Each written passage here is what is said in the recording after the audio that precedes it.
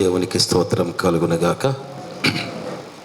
మధ్యాహ్న సమయంలో మహాశుక్రవారం నాడు ఆయన కృపను బట్టి మనల్ని అందరికీ ఈ పరిశుద్ధ మందిరంలోకి నడిపించిన విధానాన్ని బట్టి దేవాది దేవునికి స్తోత్రములు చెల్లించుకొంచు సమయం ఇచ్చిన దేవునికి ఆహ్వానించిన రూఫస్ గారికి సంఘస్థులకు ప్రేమనామని వందనాలు తెలియపరచుకుంటున్నారు. వాక్య ధ్యానంలోనికి వెళ్లే ముందు ప్రార్థించుకుందాం. కృపగలని మా తండ్రి, మహోన్నతుడా, నీ పాదములకు స్తుతి స్తోత్రములు నాయన. ఇంతవరకు మమ్మల్ని సజీవుగా వచ్చి సంరక్షించి కాపాడి మహాశుక్రవారము నాయన మమ్మల్ని అందరినీ ఈ పరిశుద్ధ మందిరములోకి నడిపించిన విధానాన్ని బట్టి స్తోత్రము చెల్లించుకొంచున్నాం. నా తండ్రి, మీరు శ్రమల పడుతూ, శోధించబడుతూ, అవమానించబడుతూ సమస్త మానవాళికి కల్వరి శిఖరము మీద శిలువలో రక్షణ దయచేసిన మహోన్నతుడా, మీకే స్తుతి స్తోత్రాలు చెల్లించుకొంచు. ఈ మధ్యాహ్న సమయంలో నాయన ధ్యానించగల వాక్యమును మీరే బయలుపరచండి నాయన. విత్తబడిన వాక్యము మా హృదయంలో ఫలించటకు పరిశుద్ధాత్మ దేవుని ఈ మందిరం మీదను, ఈ పరిశుద్ధ మందిరంలో ఉన్న ప్రతి ఆత్మపైన కుమ్మరించమని ప్రార్థిస్తున్నాం.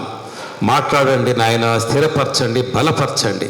మీ బిడ్డలుగా ఉండుటకు మీ ఆజ్ఞను మేము అనుసరించి పాటించుటకు మీ కృపను దయచేయమని, మీ చిత్తమైతే పునరుద్ధాన దినము వరకు మేము నాయన మమ్మల్ని అందరినీ సంరక్షించి కాపాడి మీ బలమైన రెక్కల మాటను భద్రపరిచి పరిశుద్ధ దినమున మిమ్మల్ని స్తుతించి ఆరాధించి గణపరచటానికి ఈ కూడికని కూడా ఆది నుంచి అంతం వరకు మీ నామమునకు మహిమకరముగా ఉన్నట్లుగా దీవించి బలపరచమని మీ ప్రియ కుమారుడైన మా ప్రభు అయిన యేసుక్రీస్తు ద్వారా వేడుకొని ప్రార్థన చేస్తున్నాం తండ్రి, ఆమేన్. మరి ఇవ్వబడిన సమయంలోనే వాక్యాన్ని ముగించాలి కాబట్టి కొంచెం త్వరగా వెళదాం. మరి ఇప్పటి వరకు 2 మాటలు ధ్యానించాం పరిశుద్ధ మందిరాల్లో. మొదటి మాట గురించి మన అందరం విన్నాం, 2వ మాటను విన్నాం. 3వ మాట ఇక్కడ మరియమ్మ గారి గురించి యేసు ప్రభువారు మాట్లాడుతున్న మాటలు. ఆమెకి ఒక ఆదరణ, ఆమె ఎడల ఒక పోషణ కలగడానికి ఆయనకున్నటువంటి ప్రేమను తల్లి ఎడల కనపరుస్తూ ఉన్నాడు. మొదటి మాటలో ఎందుకు ఆయన 3వ మాటనే ఎంచుకున్నాడు? మరి తల్లి కదా, ముందుగా తల్లిని ఆదరించవచ్చు కదా, ఆమె గురించి ఆదరణ మాటలు మాట్లాడవచ్చు కదా అనొచ్చు. ఆయన పలికిన 7 మాటల్లో దగ్గరుండి వినగలిగిన వారు ఒకరే. ఎవరండి? యోహాను గారు ఒక్కరి. దేవునికి స్తోత్రం కలుగునగాక. అందరూ పారిపోయారు, దూరంగా ఉండిపోయారు. సిలువ దగ్గరగా ఉన్నవాడు యేసు ప్రభు వారు ప్రేమించిన శిష్యుడైన యోహాను గారు కదా, ఒక్కడే ఉన్నాడు శిష్యుల్లో. మొదటి మాట అందరూ విన్నారు. తండ్రి, వీరిని క్షమించండి, వీరేం చేస్తున్నారో వీరిని వాళ్ళకి తెలియదని క్షమించమన్నప్పుడు ఆ మాటలు అని భావాన్ని అందరూ విన్నారు. అప్పటి వరకు దూషిస్తున్న 2 దొంగలు కూడా విన్నారు. అందరూ విన్నారు. ఇంత హింసిస్తున్నా, శిక్షిస్తున్నా, బాధ పెడుతున్నా, అవమానపడుతున్నా, శోధిస్తున్నా, అదిగో రక్తం కారుస్తున్నాడు శిలువ మీద, వేదన పడుతూ కూడా అందరినీ క్షమించమన్నాడు. అంటే ఈయనలో ఏదో దైవత్వం ఉంది, మహిమ ఉన్నది, క్షమాగుణం ఉంది, ప్రేమ ఉంది. నిజమే, అందరూ చెప్పినట్టుగా అదే రీతిగా యెషయా గ్రంథములో చెప్పబడిన రీతికిన దేవుని కుమారుడే అని అందరూ భావించి ఉండవచ్చు. వారిలో కూడా దొంగ కూడా ఉన్నాడు. 2 దొంగలు ఉన్నారు. మనందరిలో కొందరికే పరివర్తన రావచ్చు. ఒక కుటుంబంలో 10 మంది ఉంటే 4, 3, 2, 1 పరివర్తన చెంది దేవునిచే రక్షించబడి ఉండొచ్చు.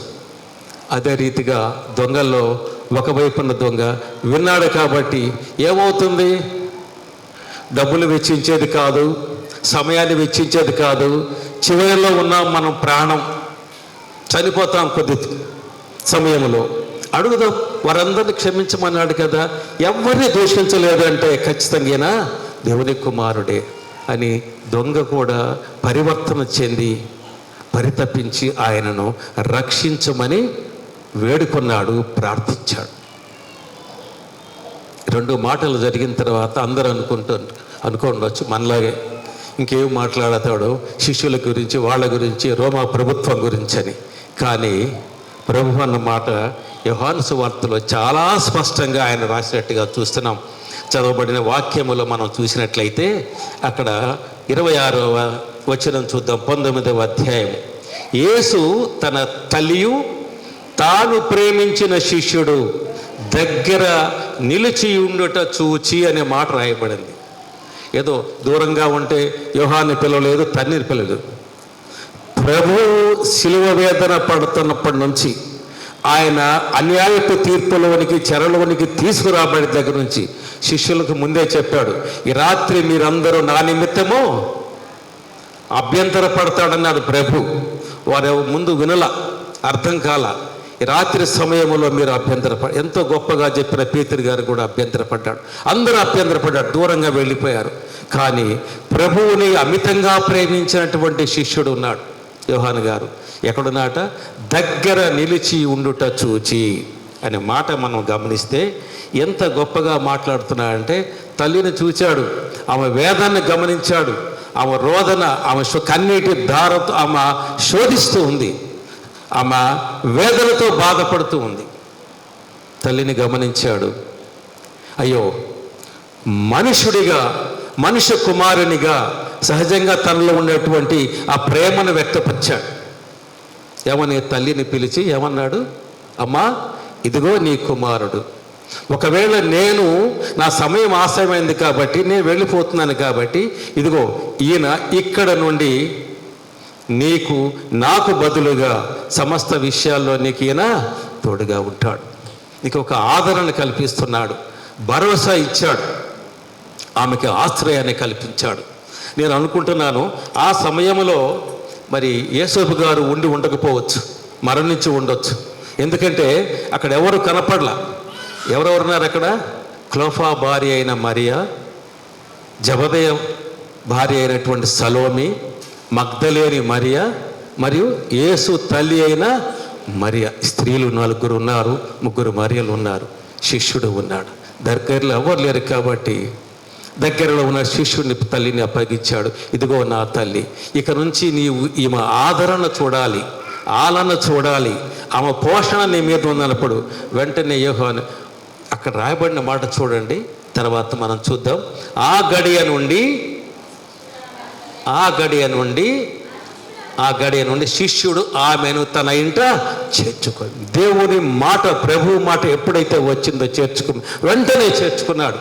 అయ్యా, నేను నా తల్లిగా చూసుకుంటాను, ఆమెను పోషణలో ఉంటాను. ఈ చరిత్రకారులు రాస్తారు. తర్వాత ప్రభు పునరుద్ధానుడైన తర్వాత ఒక 12 సంవత్సరాలు తుబాలు ప్రాంతంలో, తుబాల్ అంటే ఇప్పుడున్నటువంటి టర్కీ ప్రాంతంలో, కాన్స్టాంటినోపుల్ ఏరియాలో యోహాను గారితో పాటు మరియమ్మ గారు కూడా సువార్త చెప్పినట్టుగా వేదాంత పండితులు రాస్తున్నారు వ్యాఖ్యానాల్లో. ఆమె దేవుని మహిమను, ఎందుకంటే ఆయన పునరుద్ధారణైన వీళ్ళు చెప్పిన తర్వాత ఎంతో ఆశ్చర్యపడిందట. అయితే ఆమె మనసులో, హృదయంలో ఆ వేదన ఉంది. ఏం ప్రభువారు అప్పుడే ఎందుకు తల్లి గురించి ఆ మాట? ఏమో నా తల్లి అంటున్నాడు, ఈయన మరి ఈమె ఆదరణ చూడమంటున్నాడు. అంతకు ముందు మనం గమనించినట్టు సువార్తల్లో ఒక మాట ఉంది. అక్కడ మనం చూస్తే లూకా సువార్తలో మనం గమనిస్తే కొన్ని మాటలు అక్కడ వ్రాయబడినట్టుగా చూస్తాం. లూకా సువార్తలో వాడుక చొప్పున వారు పరిశుద్ధ మందిరానికి వెళుతుంటారు. యూదులందరూ కూడా వెళ్తారు. యూదులందరూ కూడా పరిశుద్ధ మందిరంలో పస్కా విందును ఆచరించడానికి వెళ్తుంటారు.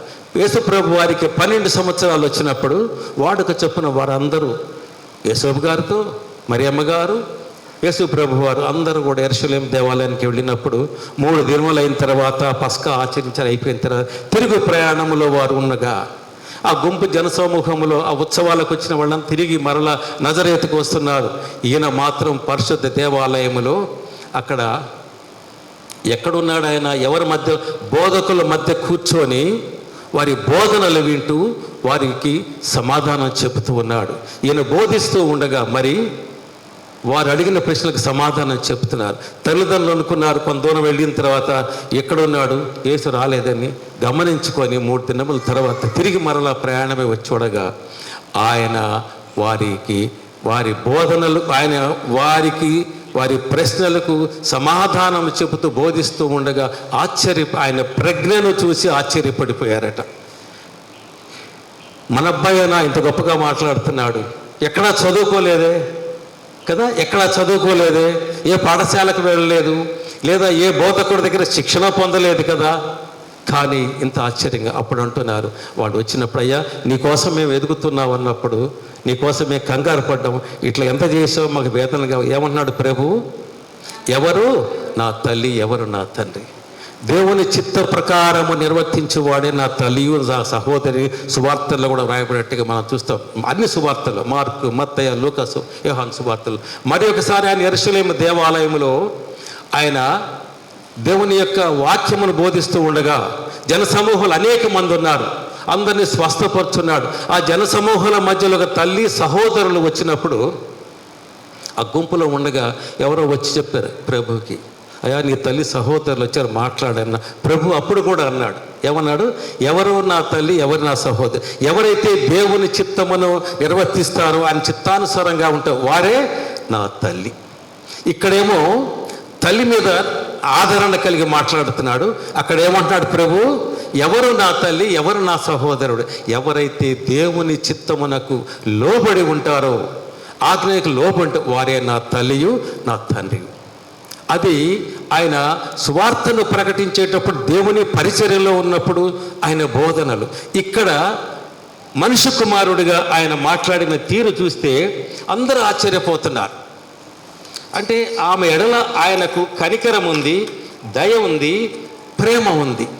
ఈ తల్లిని 30 సంవత్సరాలు తల్లిదండ్రులతో ఉండి వారికి పోషణ చేసి వారితో ఉండి అన్ని విధాల్లో తోడ్పాటుగా ఉన్నటువంటి కుమారుడు ఈ సమయంలో వెధవరాలైనటువంటి మరియమ్మ గారికి నిస్సహాయురాలుగా ఉంటుండగా, ఎందుకంటే అక్కడ రాయబడింది ఆయన సహోదరులను ఆయన యందు విశ్వాసము ఉంచలేదు, ఎవరు ఉంచలేదు. శిష్యులు, సహోదరులు, బంధువులు, తనను ప్రేమించిన వారు. తర్వాత పామ్ సండే రోజు యెరూషలేము పట్టణంలో ఆయన వచ్చేటప్పుడు ఆయనకి జేజేలు పలికిన వారు, హోసన్నా అని అంటేవాడు, ఎదురుకు రాజు అని. ఎవరు ఆ జన సమూహంలో భయపడి చల్లాచెదరైపోయినట్టుగా ఉన్నారు. అందుకనే ప్రభువారు ఆమెకు ఆదరణ కల్పించాలి, పోషణ కల్పించాలి, ఆమె స్థితిగతులు చూడాలి, ఆమె జీవిత పర్యంతం ఎవరు ఉండాలి. ఇది ప్రభువారు చూపించినటువంటి ఉత్తమమైన మార్గము. సమాజానికి, ప్రపంచానికి కూడా, బిడ్డలైన వారికి హెచ్చరిక కూడా. మీ తల్లిదండ్రులను మీరు ఒక అశ్రద్ధ చేసినట్లయితే, అది క్రైస్తవులే కాదు, క్రైస్తవేతులే కాదు, అంటే ప్రపంచ జన సమూహం అందరికి కూడా ప్రభు ఒక వర్తమానముని ఇస్తున్నాడు. ప్రతి మనుష్యుడు కూడా తన తల్లిదండ్రులను ఆదరించాలి, వారి ఎడల కనికరము కలిగి ఉండాలి, దయ కలిగి ఉండాలి, ప్రేమ కలిగి ఉండేవారి వారి భూమి మీద ఉన్నంత వరకు వారిని పోషించాలి, ఆదరించాలి, ప్రేమతో వారిని గౌరవించాలి. ఇది క్రైస్తవులకు మరీ ముఖ్యంగా చెప్తున్నాడు. మీరు ఒకవేళ అన్ని విషయాల్లో దేవుని నమ్మామంటున్నారు, అన్ని విషయాల్లో మేము దేవుని వారసులుగా ఉంటున్నామని చెబుతున్నారేమో, ఈ విషయములో మనము దేవునికి దూరంగా ఉన్నట్లయితే మనం కానుకలు ఇవ్వచ్చు, ప్రార్థన చేయొచ్చు, పాటలు కీర్తనలు పాడవచ్చు, వాక్యం చెప్పవచ్చు, అన్నీ చేయొచ్చు. అందుకే యవ్వనస్తుని ఆస్తిపరుడిని ఏమన్నాడు? నువ్వు అన్ని ధర్మశాస్త్ర ప్రకారమే చేస్తున్నావు, కానీ నీకు ఒకటి కొదువుగా ఉంది, వెళ్ళి నీ ఆస్తిని బీదలకు అమ్మి ఇవ్వమన్నప్పుడు సనుగుతూ వెళ్ళిపోయాడట. ప్రేమ ఎక్కడుంది? ఆస్తి మీద ఉంది. ప్రియ దేవుని సంగమా, ప్రభు ఈ మధ్యాహ్న సమయంలో ఆయన చెప్పేటువంటి మహోన్నతమైనటువంటి సందేశము, ప్రతి మనుష్యుడు తల్లిదండ్రులను ప్రేమించాలి, ఘనపరచాలి, ఆదరించాలి. ఎందుకు ఈ మాట చెప్తున్నాడు ఒక్కసారి మనం చూద్దాం.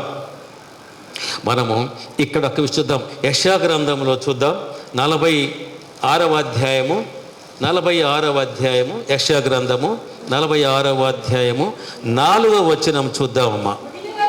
ముదిమి వచ్చు వరకు నిన్ను ఎత్తుకొని వాడను నేనే, తల వెంట్రుకలు నెరవేయి వరకు నిన్ను ఎత్తుకొని వాడను నేనే చేసి ఉన్నాను, చంక పెట్టుకుని వాడను నేనే, నిన్ను ఎత్తుకొనుచు రక్షించువాడను నేనే. ఒకవేళ బిడ్డలు చాలామందిని చూస్తాం, నేనేనా, అన్నున్నాడు, తమ్ముడు ఉన్నాడు, చెల్లి, వాళ్ళు ఎవరో చూడొచ్చు కదా, వాళ్ళు చూడొచ్చు, వీళ్ళు చూడొచ్చు అంటాం కాదు.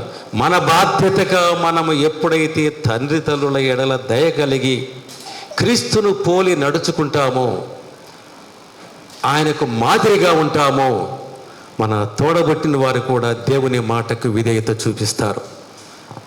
నువ్వు ఒకవేళ చిన్నవాడివి కావచ్చు, దేవుని కృపను పొందినవాడు, ఆస్వాదించిన వారు దేవుని ప్రేమను పొందినవాడు. ఎందుకంటే ఒకవేళ నువ్వు విస్మరించినట్లయితే, మనం విస్మరించిన తల్లిదండ్రులు ఏమంటున్నాడు ప్రభువు, ముదిమి వచ్చు వరకు నిన్ను ఎత్తుకొనివాడు నేనే.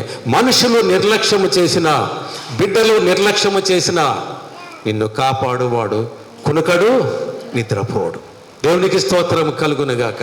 మనల్ని కాపాడువాడు కునుకడు నిద్రపోడు. ఎందుకంటే వాగ్దానం ఇచ్చుకున్నాడు, ముదిమి వచ్చే వరకు నన్ను ఎత్తుకుంటాడు. తల వెంట్రుకలు అంటే మనిషి యొక్క జీవితకాలము కూడా నిన్ను పోషించగలిగిన వాడు నేనే, నిన్ను రక్షించగలిగిన వాడను నేనే. భూమి మీద ఎవరన్నా నిన్ను రక్షిస్తారు అనుకుంటావేమో, లేదు. శారీరకంగా ఎవరన్నా కొన్ని రక్షించవచ్చు, నిన్ను ఆత్మీయంగా పరిరక్షించి సంరక్షించి కాపాడి నీకు స్వాస్థ్యమును అప్పచెప్పుకున్న వాడును నేనే.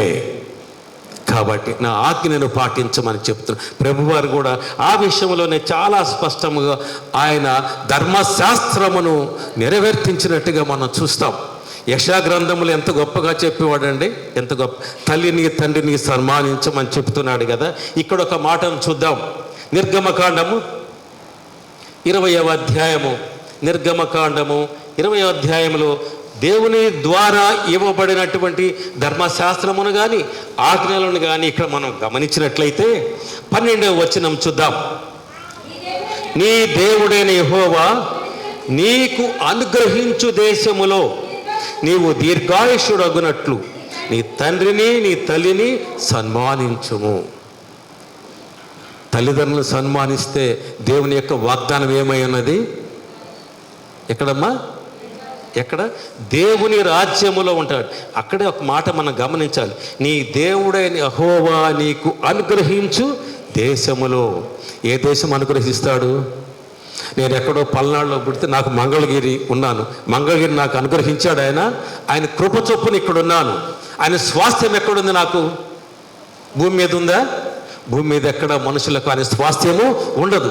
ఆయన స్వాస్థ్యం ఎక్కడుందంటే పరలోకములో ఉంది. అందుకని ఇక్కడైతే మరణిస్తాం, అక్కడ మరణించాము. ఆయన అనుగ్రహించే స్వాస్థ్యము ఎంత ఉన్నతమైనదంటే మరణము లేనిది, ఆకలి లేనిది, అనునిత్యము దేవుని స్తుతించేది. అక్కడ ఉద్రేకాలు, ఈర్ష్యలు, ద్వేషాలు, అసూయలు ఉండవు. అందుకనే ప్రతి మనుష్యుడు కూడా మీరు దేవుని స్వాస్థ్యమును పొందాలంటే, దీర్ఘాయుష్మంతుడిగా అంటే నీ జీవితకాలం మరణము లేనటువంటి వాడిగా అక్కడ నువ్వు ఉంటావు. ఎక్కడ? ఎప్పుడు? నా మాటలు నీవు వింటే ఈ ప్రశ్నకు సరైన సమాధానము రాస్తే నీకు 10 మార్కులు వస్తాయి. రాయలేదనుకో, రాసిన దాన్ని బట్టి ఇస్తారు. ఎప్పుడైతే దేవుని ఆజ్ఞకు లోబడి మనము ఆయనకు విధేయత కలిగి తల్లిదండ్రులను సన్మానిస్తామో, సన్మానించటం అంటే ఇక్కడ ఒక విషయాన్ని చెప్పి నేను ముగిస్తాను. తల్లిదండ్రులను సన్మానించడం అంటే చాలా వరకు మనం చూస్తాం. షష్ఠి పూర్తియో, పుట్టినరోజు, ఇంకొక రోజు మంచి మంచి కేకులు తెచ్చి, శాలువలు తెచ్చి, మంచి చీర కొనిచ్చి, లేకపోతే ఉంగరాలు, బంగారపు ఆభరణాలు కొనిచ్చి, మా అమ్మగారికి ఇది కొనిచ్చాను, బర్త్డే చేసిన ఫోటోలు తీయటం కాదు. ప్రియ దేవుని సంగమా, బాహ్యమైనటువంటి క్రియలకు, బాహ్యమైన చర్యలు చేయవద్దని నేను చెప్పను, కానీ వాటికి మించినది దేవుని కృపను నీవు పొందాలంటే వారు ముదిమి వచ్చే వరకు, భూమి మీద ఉన్నంత వరకు వారిని నీవు ప్రేమించాలి, దయతో చూడాలి. ప్రభు చూపించింది. మరణములో ఉండి కూడా, మరణముకు దగ్గరగా ఉండి కూడా, మరణించడానికి మరికొద్ది నిమిషాల ముందులో కూడా తల్లికి ఆదరణ చూపించినటువంటి మహోన్నతమైనటువంటి ప్రభు విస్మరించలా, బాధ్యతను ఆయన విస్మరించలా. దేవుని కృప మన మీద ఉండాలంటే మనం భూమి మీద జీవించినంత వరకు మన తల్లిదండ్రులను ప్రేమించాలి, వారికి విధేయత చూపాలి. క్రైస్తవ బిడ్డలకు మరీ చాలా తీవ్రమైన హెచ్చరిక ఇది నేను అనుకుంటాను. నేను చాలామందిని చూస్తాను, బ్రతికున్నప్పుడు ఏమీ ఉండదు, చనిపోయిన తర్వాత మనం చూస్తామండే పెద్ద పెద్ద సమాధులు, బిల్డింగ్లా కడతారు. నేను విమర్శించట్లేదు ప్రియ దేవుని సంగమా, మీరు దానికంటే ప్రాముఖ్యమైనది వాడు సజీవులుగా ఉండగానే చేయండి.